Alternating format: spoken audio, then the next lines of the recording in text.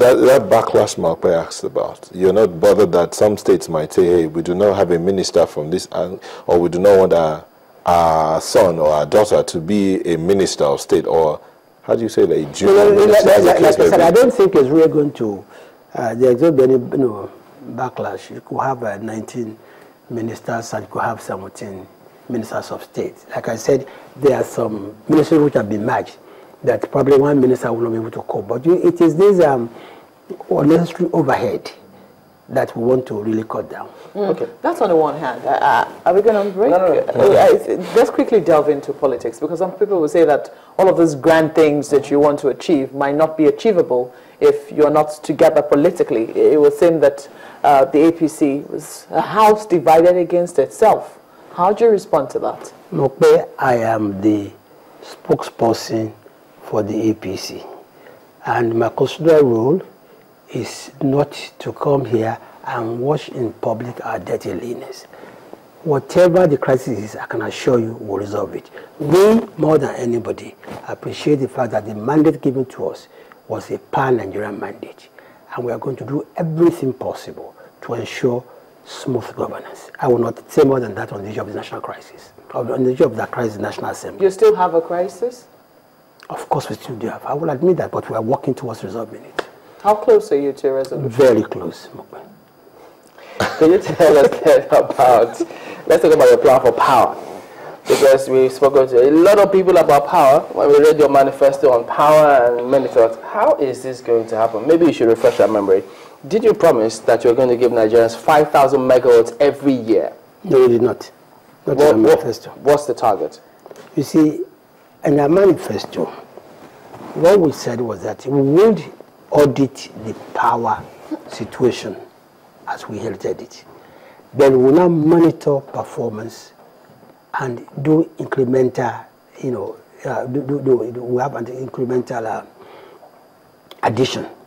Now, but I must say that you can see how just one person with integrity can bring about change in the country. In what area? In power. Today, is that change already? Absolutely. I mean, I think, ask the average Nigerian, before we took over, it was only 1,300 megawatts that was being transmitted. Today, in the peak of the dry season. Yeah, but this is rainy season. No, you see, I said there was no dry season. I said there was no rainy season last year. Only last year, there was rainy season in 2013. Let me tell you what has led to this. One is that you see people take their bearing from the from the leadership, and realize that there's a new sheriff in town. This sheriff will not take bribe. This sheriff will not tolerate nonsense, and people are behaving. Now look at TCN. The government recently, renewed the TCN, contract for about 1 year. But what people should understand is that before now, there used to be about 22 systemic collapses every day. It's been reduced to 4. Before now, when there's a systemic collapse, it takes about 3 hours to put it back. Today, it takes 30 minutes to do so. And we take the issue of fighting corruption. We've not taken any particular step, but all of a sudden, all the anti-corruption agencies seem to have woken up. There's been no interference on our part. And what we will not interfere at all in the duties or functions of anti-corruption agency, but on our own too, we are going to bring about a lot of institutional arrangement to further fight corruption. And all of this happened without a change in personnel. Change in personnel?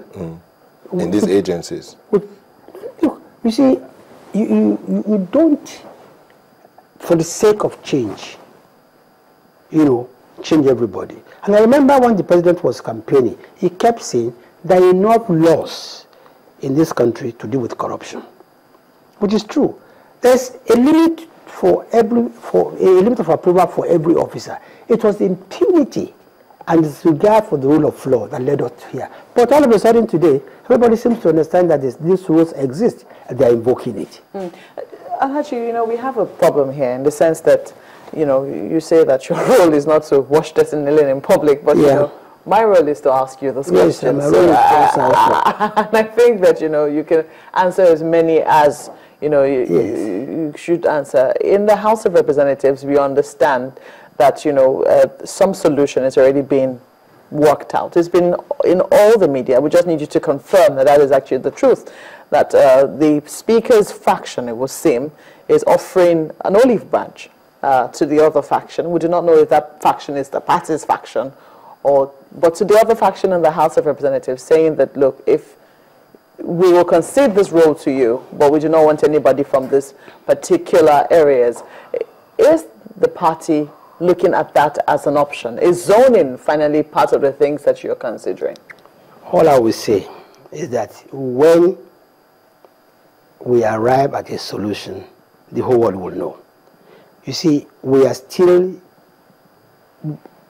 working on this, issue. Most of the things we read in the newspapers are planted story by either one faction or the other. And that's why I think the less said about this in public, the better. You achieve much more by working behind the scene. What do you tell us about the Senate and the investigation going on?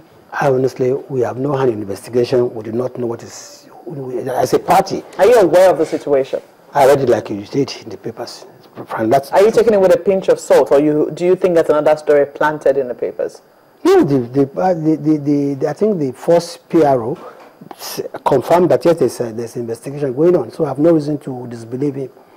We're winding down now, because on the 31st of August, 22nd, 2013, there was that publication that the APC rolled out its manifesto, 31-page manifesto, promising 40,000 megawatts within 4 to 8 years of its leadership.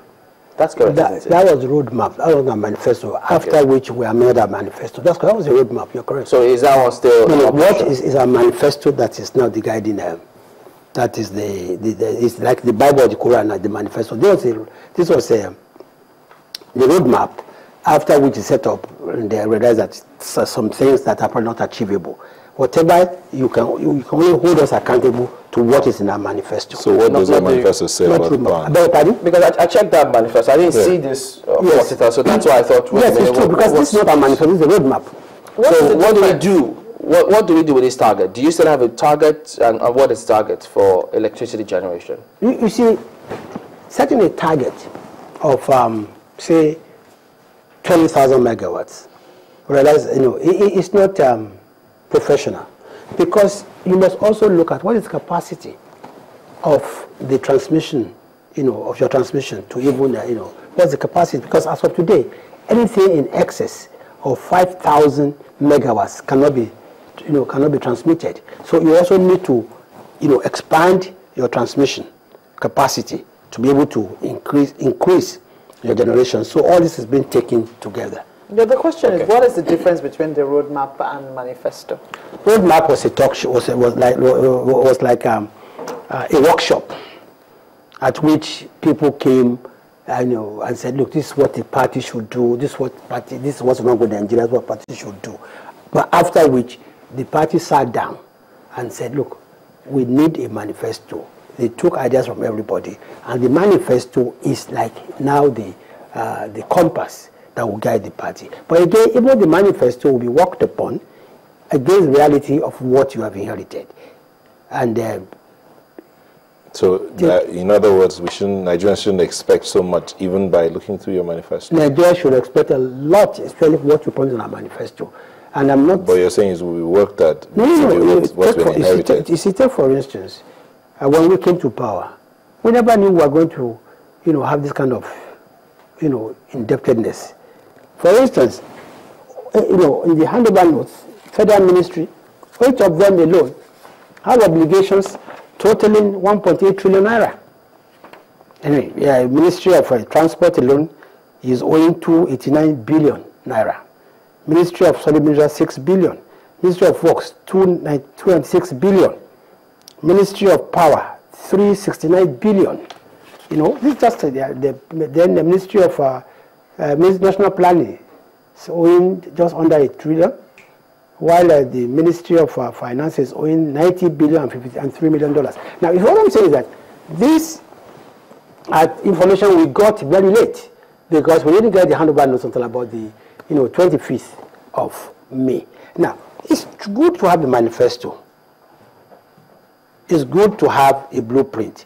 But then you must match it with the reality on ground. But you see, what we are confident about is that despite all this, with the new regime of transparency and the ability to save money, and the fact that henceforth all monies accruing to Nigeria today will be paid into one single account, we are very confident that we're going to meet our campaign promises. Okay, this is where we'll have to end it, but we will eventually request subsequently to bring this topic back because there's so many questions that we haven't focused on. We'll see your questions as well, but we want to thank you for coming on. Lai Mohammed is the National Publicity Secretary of the APC.